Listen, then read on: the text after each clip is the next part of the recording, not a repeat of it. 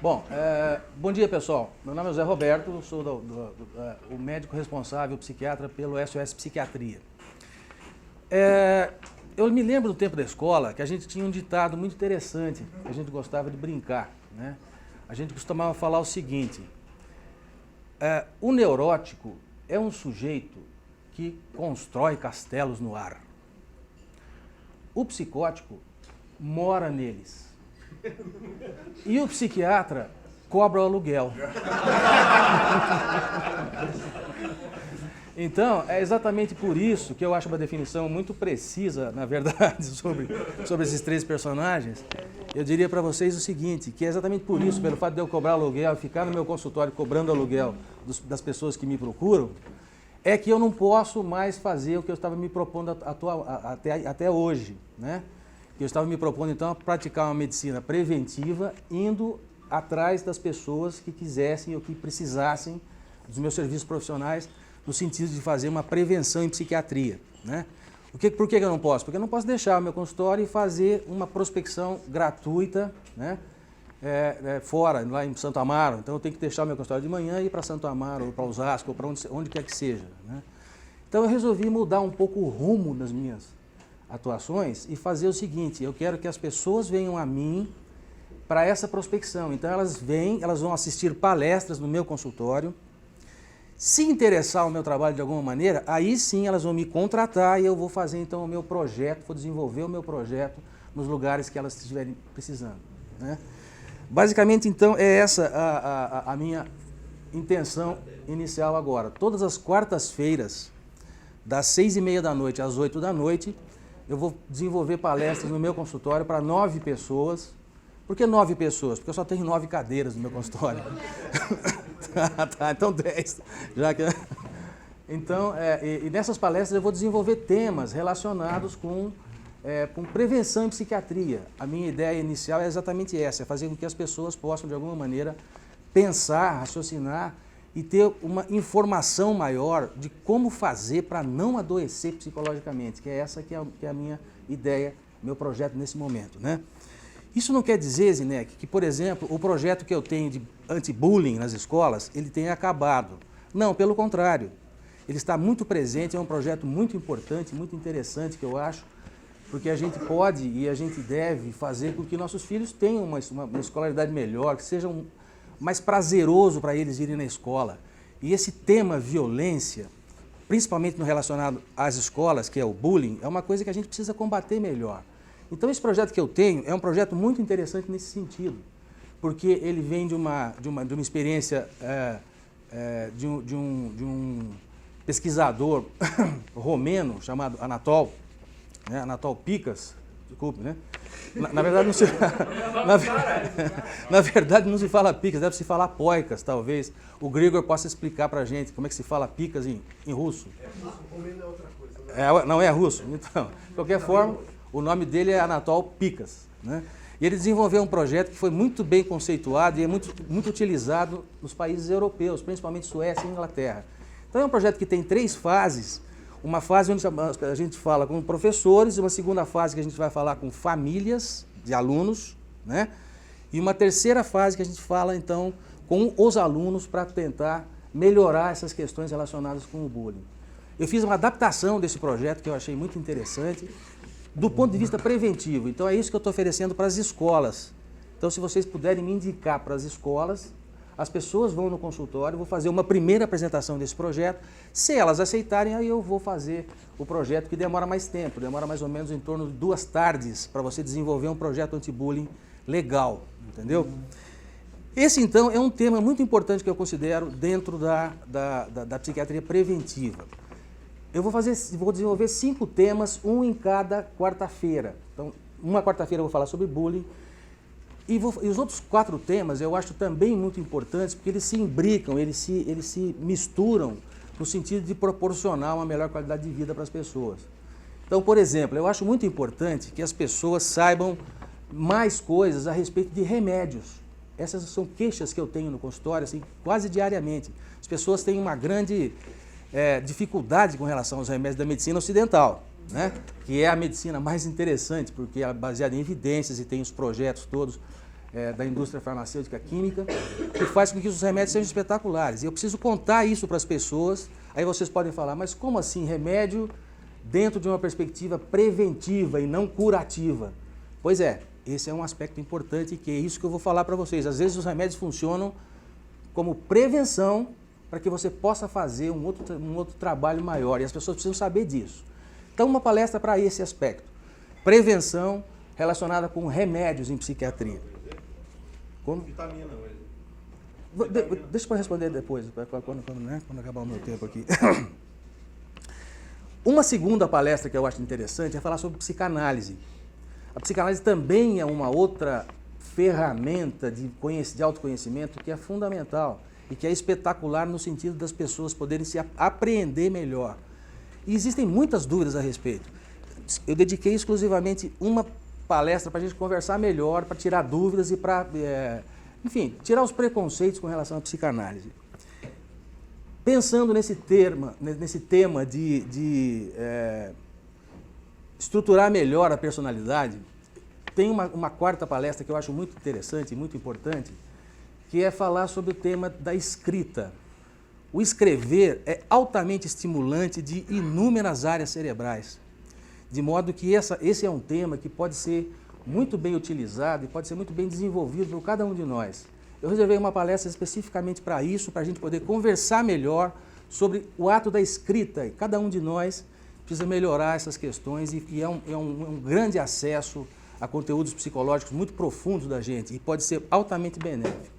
Então, essa palestra é dedicada a isso. E uma quinta palestra, e a última dessa fase, dessa quinta semana, será dedicada a hobbies, que é uma outra coisa também muito importante para o desenvolvimento da nossa paz de espírito, né? As pessoas falam o seguinte, falam assim, tem gente que fala, doutor, pescar é a minha terapia. Ou então, ler é a minha terapia. Não é propriamente terapia, gente. Eles estão falando de higiene mental, que é absolutamente importante, mas não é terapia. Terapia é quando você se propõe a se entender melhor. Você vai conversar sobre você. Você é o assunto. E você vai pensar junto com uma pessoa que vai te cobrar um aluguel, né, a respeito da sua vida, e vai te mostrar determinados ângulos da sua personalidade, uns cantinhos escuros da sua personalidade que você não está conseguindo enxergar sozinho e não está conseguindo enxergar direito. É essa que é a minha função. E quando a pessoa consegue ver esses cantinhos escuros que eu estou chamando da personalidade, ela vai ter uma qualidade de vida melhor, porque ela vai poder mudar alguma coisa que ela não estava percebendo direito. Essa, então, é a minha função, né? Mostrar um lado preventivo da saúde mental e da qualidade de vida. Com relação ao bullying especificamente, eu queria falar o seguinte, eu queria parafrasear um primeiro-ministro francês da Primeira Guerra Mundial, que chamava-se Georges Benjamin Clemenceau. Ele falou uma frase que eu considero muito interessante e muito importante naquela época da Primeira Guerra Mundial. Ele falou assim, guerra é um assunto muito importante e muito grave para ser entregue apenas aos generais. Ele queria, então, que toda a sociedade participasse das estratégias que fossem desenvolvidas para fazer esse combate, né? E é exatamente isso que eu acho também da gente. A questão de educação dos nossos filhos é muito importante, é muito grave demais para ficar entregue apenas aos especialistas professores e aos especialistas médicos. É preciso que a gente faça uma revolução e que nós também nos associemos a essa possibilidade de interação de tal maneira que a gente possa fazer com que nossos filhos cresçam melhores, né? Então é isso que eu queria falar para vocês. Essa é a Psiquiatria, José Roberto. Muito obrigado por terem me ouvido. Até a próxima. Essas palestras, elas são gratuitas? Não, essas palestras, elas são... Eu não faço nada de graça, minha cara. Sempre cobro aluguel, mas é um aluguel baratinho. É um aluguel de R$20 por palestra, né?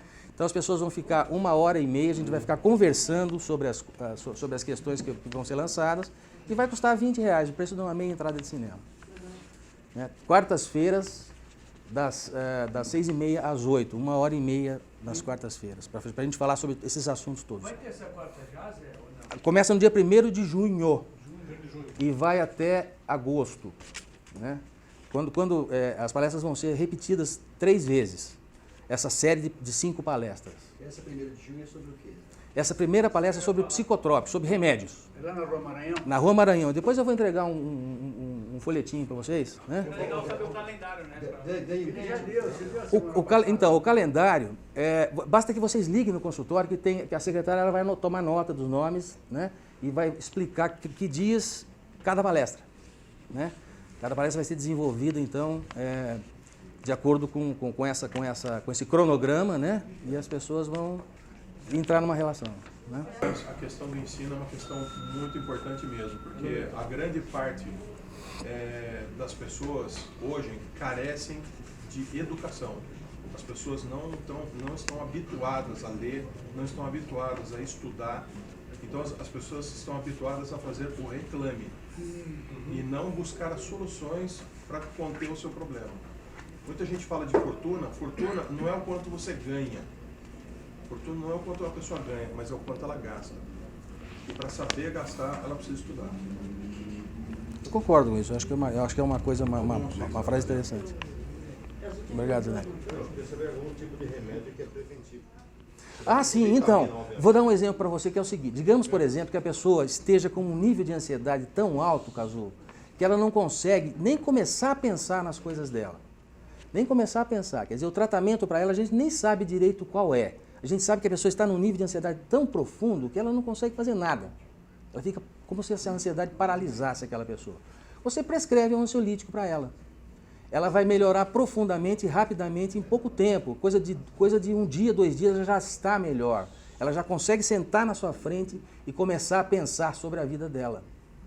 Então, aí, veja, não é um tratamento, é uma prevenção no sentido de que você possibilitou aquela pessoa a poder começar a fazer o tratamento. Entendeu? Então, isso é um exemplo de uso preventivo de uma medicação ansiolítica. Né? Uma perguntinha para você. Se a cabeça da pessoa fosse um computador, nós teríamos lá o cérebro, que é o hardware, e a mente, que é o software. O trabalho na psiquiatria trabalha com o hardware ou com o software? Com os dois. Basicamente com os dois. Eu gosto muito dessa comparação do cérebro, da mente da gente com o computador, mas em outra dimensão. Eu diria o seguinte para você. O computador, a gente abre uma série de programas, uma série de coisas ficam abertas no computador. A gente enxerga só uma por vez. Então, por exemplo, eu enxergo o Word na minha frente, estou digitando lá as coisas que meus pacientes estão falando. Mas aqui embaixo, em segundo plano, está funcionando lá um sistema, está funcionando um dicionário, está funcionando uma agenda, está funcionando, né, um browser aberto. Eles estão funcionando no segundo plano. A mente da gente é muito parecida com isso. A gente enxerga uma coisa, mas tem um monte de coisa funcionando por baixo que a gente não está enxergando. E são... Sim, isso do ponto de vista físico, estou falando do ponto de vista, né, psicológico. E exatamente no segundo plano é que as coisas acontecem, que os conflitos acontecem. Então, às vezes a pessoa, por exemplo, ela fala assim, um sintoma que aquela pessoa tenha. Doutor, eu estou com insônia. E por que você está com insônia? Não sei direito, não tem nada, eu tenho, né, está tudo bem de saúde, está tudo certinho comigo, mas eu tenho está me incomodando profundamente insônia. Por que insônia? Ela não consegue enxergar o que está acontecendo com ela, porque está no segundo plano os conflitos que estão provocando a insônia. Entendeu? Então essa comparação do computador com a mente humana eu acho muito interessante e muito esclarecedora para que a gente possa entender como é que funciona, sabe? Uma aula sem pagar aluguel agora, hein? Eu que estou pagando aluguel, né? Porque tem...